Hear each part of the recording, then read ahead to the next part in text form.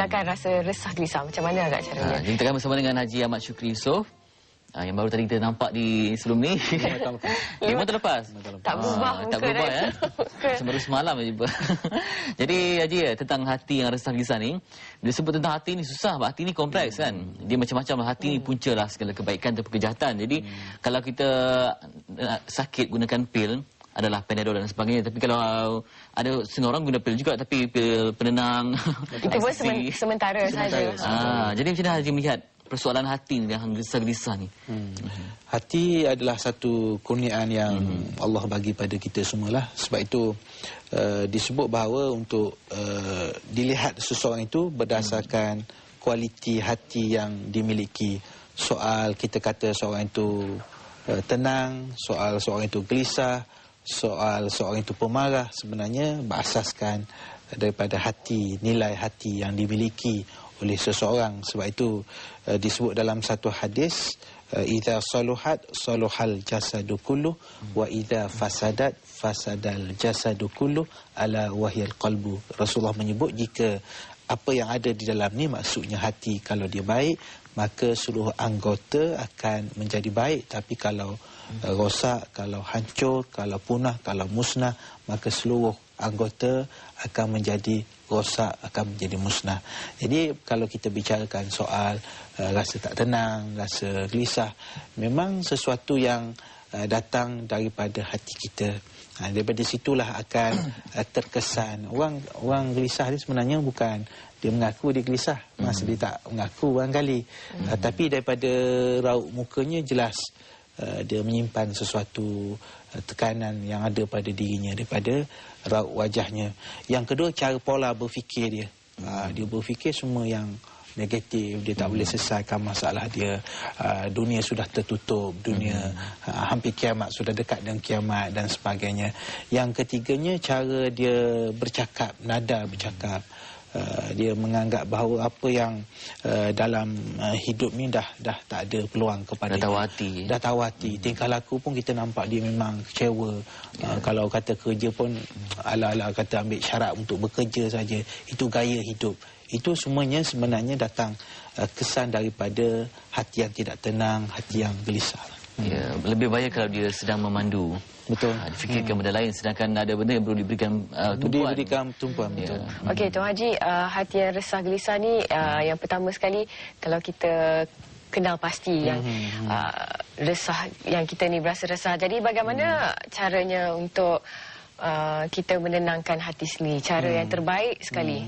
Satu hakikat yang kita kena faham bahawa rasa gelisah ni ada pada semua orang. Kita tak kata dia untunglah dia tak pernah gelisah, dia nampak tenang. Tak betul. Setiap orang mesti ada saat, waktu tertentu dia rasa gelisah, rasa tak tenang. Ini yang disebut oleh Al-Quran secara umum. Al-Quran menyebut innal insana khuliqa halu'a. Sesungguhnya manusia itu diciptakan dalam keadaan keluh kesah, memang gelisah.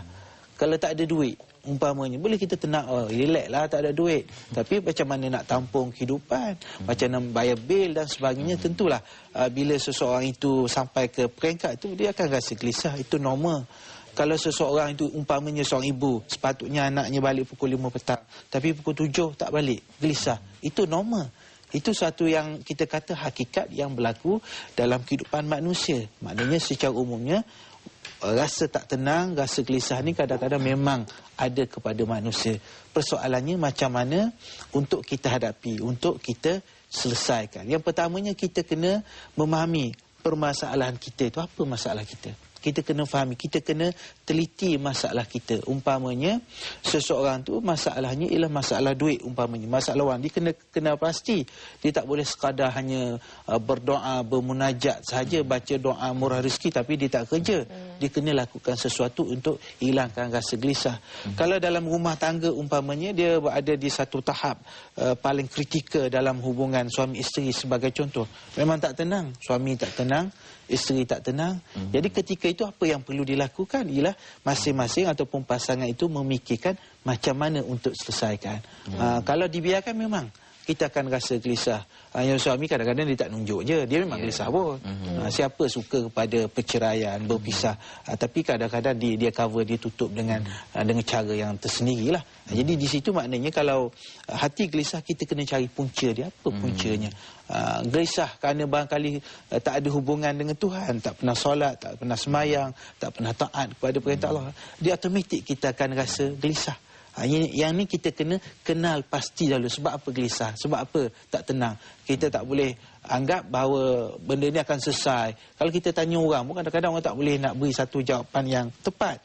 Orang tak tahu hati kita apa masalah kita sebenarnya. Jadi kita kena pecahkan apa masalah saya sebenarnya, apa yang saya gelisah, yang saya rasa tak tenang ni pasal apa. Ya, Haji, kadang-kadang seorang tu mungkin dia dilimpahi dengan kesenangan dan pelbagai lagi. Memang tak ada masalah langsung, tapi mungkin kisah semalam ataupun dosa semalam mengejar dia, menyebabkan perkara yang dah lama dilupakan tiba-tiba menyerang kembali ingatan dia.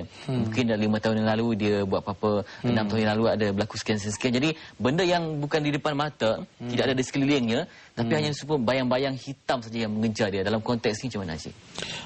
Satu soalan yang cukup cantik. Kadang-kadang kita dah jumpa orang, kadang-kadang kenangan silam berlaku 40 tahun, 50 tahun dulu. Dia pernah melakukan umpamanya perzinaan umpamanya. Perkara tu dah berlaku 40 tahun, 50 tahun. Tapi bayangan kesalahan itu tetap ada yang kadang-kadang menyebabkan dia rasa tak tenang. Dia rasa gelisah, Allah, aku telah melakukan kesalahan, aku telah melakukan kesilapan. Sebab itu kalau kita tengok dalam agama ni, dalam Islam ni, dia ada bila kita bertaubat kepada Allah Subhanahu Wa Taala, sebenarnya keyakinan kita bila kita bertaubat benar-benar kita tinggalkan perkara itu, Allah ampunkan dosa kita. Maknanya Allah terima taubat kita. Sebab itu biasa sangat disebut nama Allah ni dalam ayat Al-Quran, dalam ayat-ayat Al-Quran disebut innahu huwal ghafurur rahim. Sesungguhnya Allah Maha Pengampun, Allah Maha Penyayang. Jadi kalau kita manusia ni kadang-kadang kita maafkan orang, tapi untuk kita sayang pada seorang itu agak sukar. Orang melakukan kejahatan pada kita, akhirnya kita kata tak apalah, saya maafkan. Tapi sebenarnya lepas tu kita nak sayang pada dia agak sukar lah. Tapi Allah bila dia ampunkan kita, dia sayang. Jadi justru bila kita faham, kita kalau kita dah bertaubat, kita dah kembali, kita tak buat lagi, sebenarnya dosa itu sebenarnya telah diampunkan. Kita tak perlu rasa lagi gelisah. Kita kena yakin bahawa kalau kita dah bertaubat, kita dah kembali pada Allah, kita kembali ke pangkal jalan, sebenarnya Allah telah mengampunkan dosa dan kesalahan kita. Jadi kena, orang kata, berfikiran positif. Berfikiran positif bukan interaksi kita sesama manusia saja, positif ataupun berfikiran positif terhadap Tuhan, terhadap Allah yang menciptakan kita. Okey, Tuan Haji, adakah Tuan Haji setuju kalau saya katakan perasaan resah ni pada dos dan tahap yang tertentu adalah boleh dikatakan sebagai positif, kerana agar kita tidak terlalu complacent atau okey, tak apalah, lantaklah, buat tak tahulah. Jadi bagaimana agak caranya kita boleh menggunakan perasaan resah ni ke arah yang positif? Betul, dia kadang-kadang kita perasaan resah, kebimbangan ni dia motivasikan kita, kita tak rasa selesa. Tetapi kalau terlalu gelisah, kita hilang tumpuan. Kita dah rasa dah tak dapat buat apa lagi dalam kehidupan dunia. Kita dah kecewa. Itu yang kadang-kadang dalam kisah masyarakat menyedihkan. Kadang-kadang jeruk anak sendiri, bunuh anak sendiri. Ini perkara-perkara kesan setelah perasaan gelisah, perasaan putus harap dah sebati dalam jiwa, dan ketika itu dia dah rasa hidupnya sudah tertutup. Dah tak ada cahaya lagi, dah tak ada ruang lagi. Sedangkan sebenarnya kalau di sini ada jalan yang tutup, sebenarnya di sana ada banyak lagi jalan-jalan yang terbuka kepada kita untuk kita selesaikan masalah kita. Jadi sebenarnya bila kita rasa gelisah sedikit sebanyak itu, kita usahalah, kita ikhtiar, kita fikir macam mana saya nak selesaikan. Tapi kalau kita letakkan bahawa rasa gelisah kita itu dah sebati pada kita, kita dah hilang motivasi, kita hilang keyakinan kepada diri kita sendiri. Mungkin banyak lagi soalan yang kami utarakan, rungkaikan di sebalik rasa gelisah ni. Tapi kita nak rehat seketika, kembali selepas ni di pada agama. Lepas ni dapat membantu. Ada tak doa yang ringkas, yang mudah diingati, yang mungkin dapat membantu, pasti dapat membantu menenangkan hati yang resah gelisah? Ya. Sebenarnya kalau nak kita sebut tentang doa, sebenarnya banyak sekali doa yang sama ada daripada Al-Quran ataupun daripada hadis Nabi SAW. Di antaranya ialah Nabi pernah mengajar seorang sahabat satu doa, iaitu Allahumma inni a'udzubika minal hammi wal hazan. Ya Allah, ya Tuhanku, aku mohon perlindungan darimu daripada rasa gelisah dan juga rasa sedih.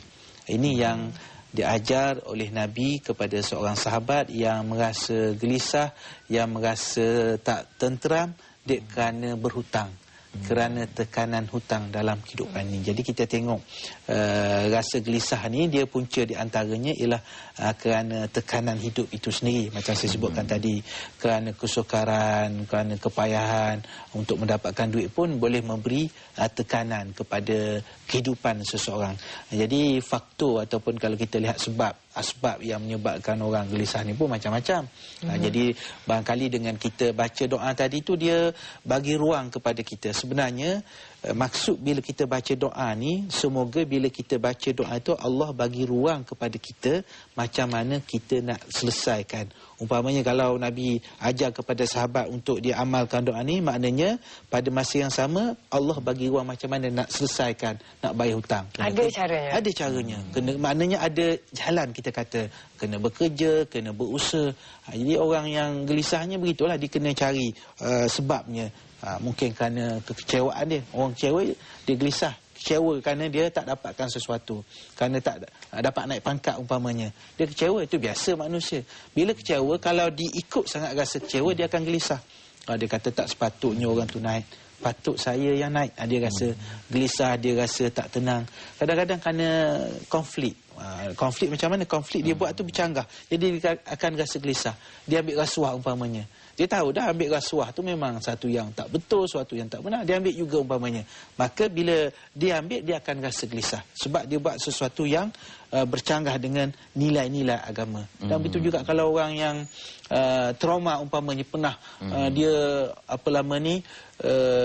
lemas umpamanya. Saya pernah jumpa orang, dia dalam hidup dia pernah lemas, dia pernah aksiden, dia kalau orang cerita berkenaan dengan laut, berkenaan dengan kemalangan, dia seolah-olah dia akan ingat balik. Itu kita kata sesuatu yang berlaku dahulu pun kalau difikir sangat pun dia akan menyebabkan rasa gelisah. Pendek kata jangan sangat melayan perasaan, kerana daripada mungkin rasa gelisah yang sikit menjadi kita sampai meratap dan menderita. Betul. Jadi kami membuka talian 1800-88-636. Mungkin anda nak bertanyakan apa soalan. Ialah hari Jumaat ni sebaiknya kita sucikan perasaan. Mungkin kalau ada sebarang gelisah boleh tanyakan kepada Haji. Haji, bila kita gelisah bermaksud kita perlu ada seorang teman bicara yang baik. Dan tak semua orang adalah seorang pendengar yang baik. Betul. Dan teman yang paling mendengar pastinya Yang Maha Esa. Jadi jarang-jarang sekali biasanya kita cuma mencari teman mendengar ni kembali pada Tuhan ni bila rasa susah je. Dan bila senang kita jarang sekali untuk kita fikirkan perkara macam ni. Mungkin Haji dapat berikan peringatan je. Betul. Makna sebab tu dalam satu ayat Al-Quran Allah sebut ala bi dzikrillah tatmainnul qulub. Ketahuilah dengan mengingati Allah hati akan menjadi tenteram. Hati akan menjadi tenang. Hati yang kalau dahulunya resah akan kembali bercahaya, kembali menjadi tenang. Jadi di situ kita lihat hubungan kita dengan Allah Subhanahu Wa Taala harus dijaga. Maknanya bukan waktu susah saja kita ni, bila susah baru ingat Tuhan. Waktu senang, waktu tengah orang kata tengah gembira, kita lupa. Jadi kena sentiasa ada hubungan dengan Tuhan, dengan Allah Subhanahu Wa Taala, dengan cara kita mematuhi segala perintahnya dan juga dengan cara berdoa tadi. Tetapi pada masa yang sama betul jugalah yang Fitri sebut bahawa kita perlu cari kawan yang sesuai lah untuk kita meluahkan perasaan kita, untuk dia bagi kepada kita macam mana nak selesaikan masalah. Tapi kena orang yang tepat, Mas. Orang yang tepat, orang yang betul. Kadang-kadang kita beritahu masalah pada seseorang untuk selesaikan, dia tambahkan lagi. Memang teruk lah. Kau memang patut kena lah. Memang itu awak patut kena begitu. Jadi kita lagi tertekan. Kita kena cari orang ataupun teman yang boleh selesaikan masalah kita. Sama ada dia boleh selesaikan, dia bagi idea, ataupun dia boleh jumpakan kita dengan orang yang sepatutnya kita luahkan. Jadi kena cari orang yang sesuai. Kadang-kadang bila kita beritahu, kalau tak kena kawan, dia lebih gelisah daripada kita. Dia lagi menangis. Dia lagi menangis. Baiklah, kita ada seorang pemanggil di talian ni. Assalamualaikum. Waalaikumsalam warahmatullahi. Boleh saya tahu siapa di talian tu? Saya Abdul Rahman ni di Kota Kinabalu, Sabah.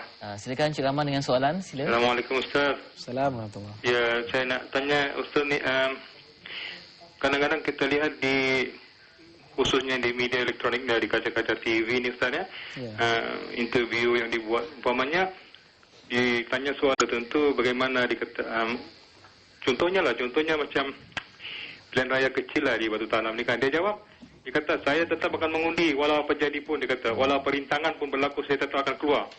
Ini sebenarnya pada saya Ustaz ya, macam satu kenyataan yang takabur lah bila katakan apa terjadi pun saya akan pergi juga. Yang kedua ni umpamanya di Johor ni kan yang berlaku banjir ni kan. Jadi pemimpin negara kata kita bersedia hadapi banjir. Kita dah bersedia. Jadi sepatutnya seolah kita mencawar Allah, turunkanlah banjir. Saya dah bersedia ini. Sepatutnya kita muhasabah diri. Maknanya kita tanya kenapa benda ni boleh berlaku. Sebab kita banyak mengundang kemurkaan Allah kan. Jadi sepatutnya kita kata kita akan bertaubat kepada Allah. Terima kasih. Mungkin satu soalan yang jangkauannya agak luas sekali. Memang dalam kehidupan kita ni kita perlukan persiapan, persediaan. Saya percaya kalau kita kata kita siap hadapi banjir, siap hadapi tekanan dalam hidup, bukan artinya kita bongkak, kita semua itu nak ceritanya dari sudut persediaan kita. Itu yang disebut dari segi psikologi dan juga sebab itu dalam Al-Quran diistilahkan wa'iddu lahum mastata'tum min quwwah. Hendaklah kamu buat persiapan daripada segala bentuk kekuatan. Itu tak salah. Kita bersiap sedia, kita berusaha, kita berikhtiar. Macam tentang jiwa kita juga, tentang hati kita juga. Kita kena buat persiapan-persiapan, kita kena rawat hati kita. Rawat dengan Al-Quran, rawat dengan zikir. Kita kena perbaiki diri kita. Sebab kita dalam hidup ni kita banyak sekali kita melihat kesalahan orang. Orang ni salah, orang ni tak betul. Jadi sebenarnya pada masa yang sama kita jarang sekali untuk muhasabah, untuk kita melihat diri kita. Kadang kita menyalahkan isteri kita, menyalahkan anak kita. Bila masa kita menyalahkan diri kita sendiri. Ini satu persoalan yang cukup penting untuk kita muhasabah terhadap diri kita sendiri. Itu dia. Jadi itulah yang penting sekarang ni ialah bagaimana untuk kita mencari persoalan ataupun konklusi ataupun kesimpulan kepada rasa gelisah tu. Rasa gelisah itu macam saya katakan tadi adalah sebagai satu yang berlaku pada semua manusia.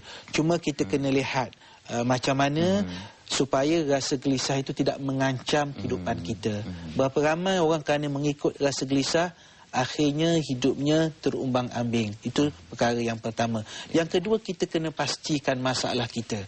Kena pastikan betul-betul dan kita kena berikhtiar untuk selesaikan masalah tersebut. Dan ini perlukan kekuatan daripada diri kita sendiri. Keyakinan bahawa kalau ada sesuatu masalah, ada jalan keluarnya. Itu yang disebut wa man yattaqillaha yaj'al lahu makhraja. Sekiranya seseorang itu bertakwa kepada Allah, Allah akan bagi jalan keluar. Kalau orang tu ada masalah, orang tu gelisah, sebenarnya dengan ketakwaan, dengan mendekatkan diri kepada Allah Subhanahu Wa Taala ada jalan keluarnya. Kita jangan untuk selesaikan gelisah ni kita terlibat dengan perkara-perkara yang tak sepatutnya, dengan hubungan bebas, dengan hiburan yang melampau. Itu sebenarnya tidak boleh menyelesaikan masalah. Macam disebut oleh Fitri tadi, terapi umpamanya muzik. Betul? Tapi dia bukan kita kata yang boleh menyelesaikan semua sekali. Sebab itu sementara mungkin 5 minit kita dengar, 10 minit akan tenangkan sikit. Tapi masalah kita yang sebetul tu belum selesai lagi. Lepas tu punca kita tak cari punca yang sebenar. Akhirnya bila lepas 5 minit akan datang balik ungsing, gelisah. Kita tak boleh menipu diri kita sendiri dengan kita buat sesuatu kita hilang. Ada orang kata kalau nak hilang gelisah pergi ke tempat yang tinggi, pekik masalah kita kuat-kuat. Yalah boleh pekik lepas sementara juga lepas tu kita tak selesaikan masalah kita. Jadi usaha untuk kita selesaikan masalah kita itu cukup penting. Itu yang disebut dalam hidup kita, kena ada usaha, kena ada doa dan kena ada tawakal kepada juga Allah. Dan kalau kita ni mungkin kadang-kadang kita ni boleh ditumbangkan oleh masalah yang kecil. Mungkin gelisah yang kecil itu kita jadi merana disebabkan satu masalah, sebab kita terlalu melalui perasaan. Mas nak cakap apa? Ni sebut tentang doa, pastinya zikir dan selawat juga dapat membantu hati yang resah. Boleh tak Tuan Haji ulang semula doa? Ada permintaan tadi sebentar tadi untuk doa Mungkin untuk dengan menenangkan hati ni. nada yang sempat disalin lah. Perlahan-lahan. Okey, di antara yang doa yang diajar oleh Rasulullah sallallahu alaihi wasallam, jadi kepada penonton untuk dapatkan doa ni mungkin dia boleh beli sebuah buku kecil nama dia Al-Ma'thurat. Satu doa surat, Al-Ma'thurat, dalam tu ada himpunan doa, ada himpunan zikir. Yang datangnya daripada Al-Quran, yang datangnya daripada hadis Nabi SAW. Antaranya disebut seperti yang saya katakan tadi, Allahumma inni a'udzubika minal hammi wal hazan, wa a'udzubika minal jubni wal bukh, wa a'udzubika min ghalabati daini wa qahri rijal. Jadi yang saya baca tadi yang depan saja sebab takut panjang. Yang paling dekat untuk tentang ketenangan jiwa, hilangnya gelisah. Ya Allah, ya Tuhanku, jauhkan aku daripada perasaan gelisah dan juga perasaan sedih. Ini yang kita diajar oleh Nabi. Maknanya Nabi tahu manusia gelisah, manusia sedih. Tapi supaya tak adalah rasa sedih itu menyebabkan kita merana. Ada orang merana kerana dia merintih kerana kematian seseorang. Mungkin orang yang meratap kerana kasih pada seorang itu, dia jadi hilang. Bila mati seseorang tu dia merana sampai dia mati pula. Itu tak boleh dilakukan. Sebab kita kena yakin di situ pentingnya ilmu. Dalam kehidupan ni ada yang hidup, ada yang meninggal dunia. Jadi bila kita melihat begitu, kita yakin, kita tengok sesuatu dengan mata hati kita. Maknanya semua yang berlaku itu dengan kehendak, dengan takdir Allah Subhanahu Wa Taala. Jadi rasa gelisah, rasa tak tenang ini sebenarnya daripada hati. So kita kena jinakkan, kita kena latih hati kita. Itu dia. Terima kasih Haji. Kembali.